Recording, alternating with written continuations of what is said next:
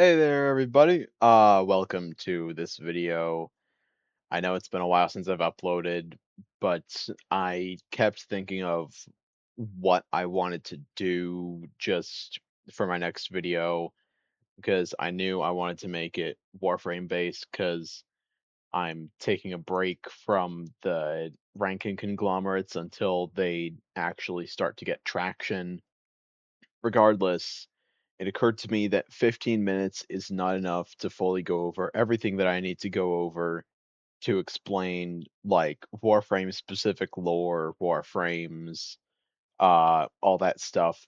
So aside from that first video that I put out that was just like a whole one basic overview type thing,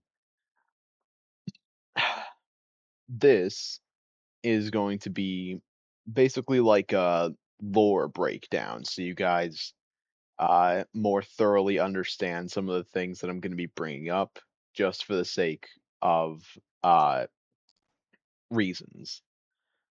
So, getting into the game now, pay no mind to my player character.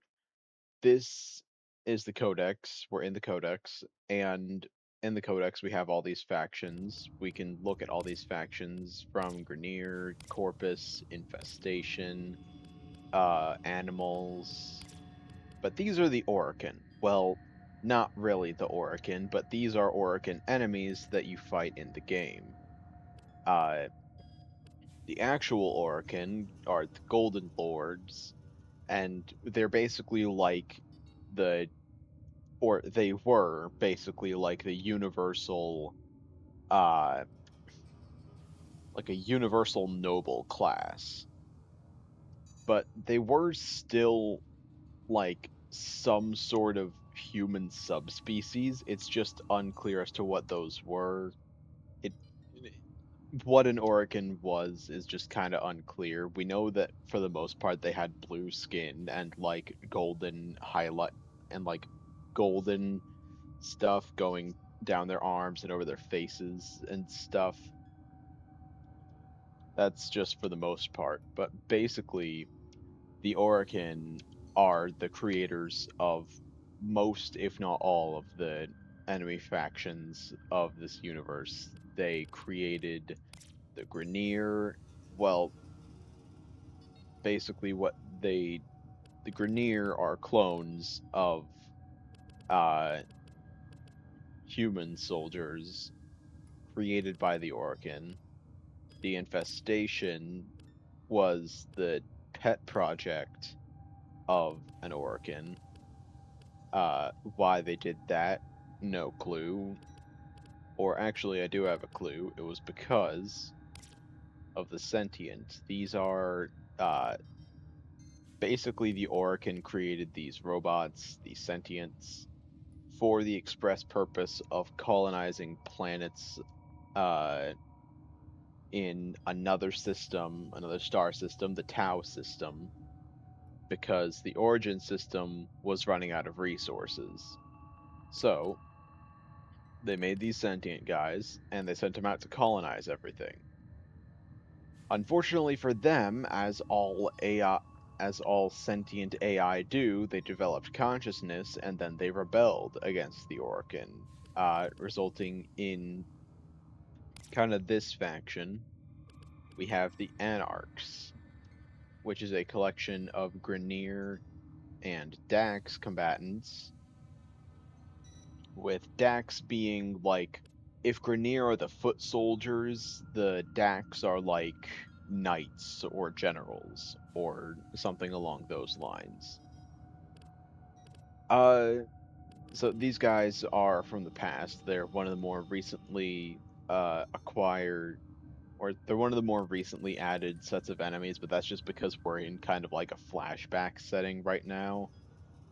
Anyway, uh, regardless, basically, as I said, the Orokin created the sentient, they created the Grineer.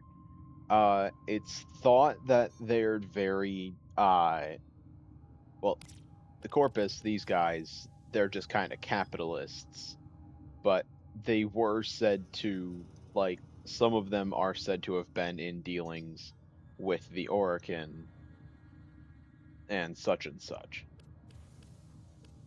Then there's the Infestation, who kind of just expand hive mind style and consume whatever they can.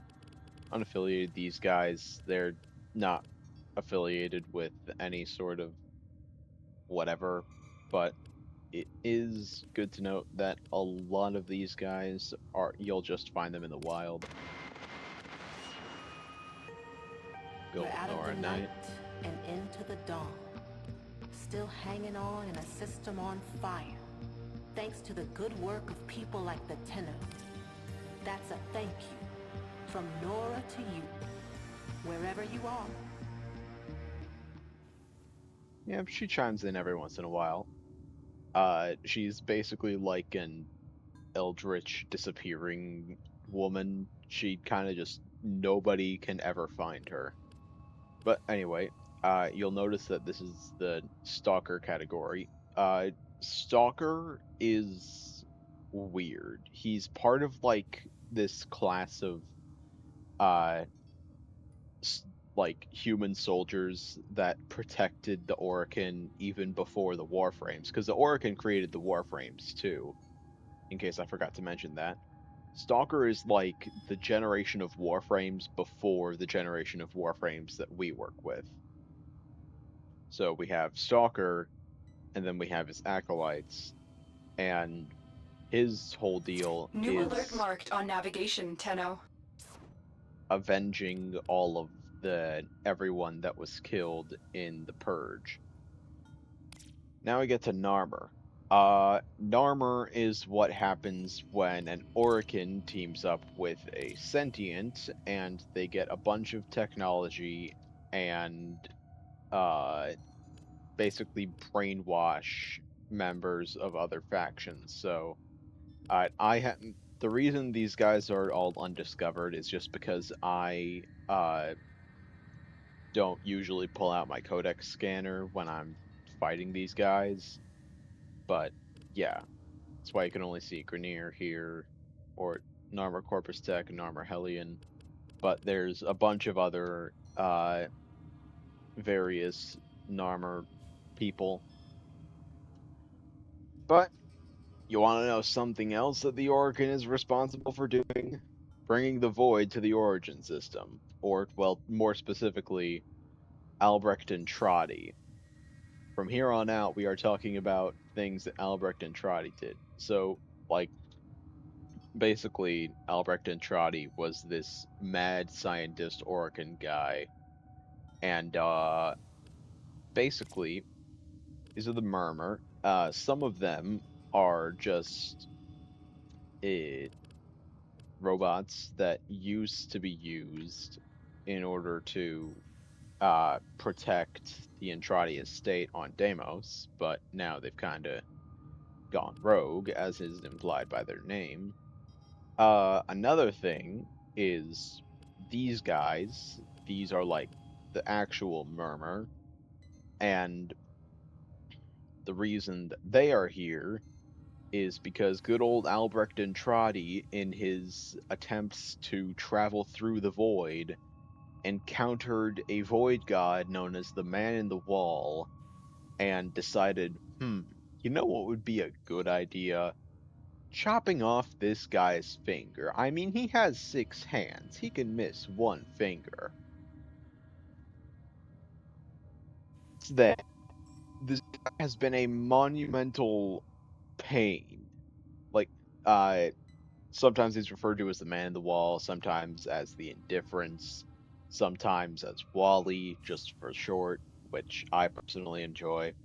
But yeah, basically, because Albrecht Andrade goofed up uh, and took the finger, that finger was used in the Void engine to power the Zeraman 10-0. This little, if you'll allow me to walk you over here, this little ship called the Zeraman 10-0. Pay no mind to these guys, that's just Corpus doing their thing. This ship is powered by one of the fingers of Wally. And because of that, and because he was especially ticked at Albrecht, basically the man in the wall, how do I explain this? He basically made it so that all of the adults aboard the Zeraman would go insane, starting with the parents and those with intense familial connections, and then expanding outward.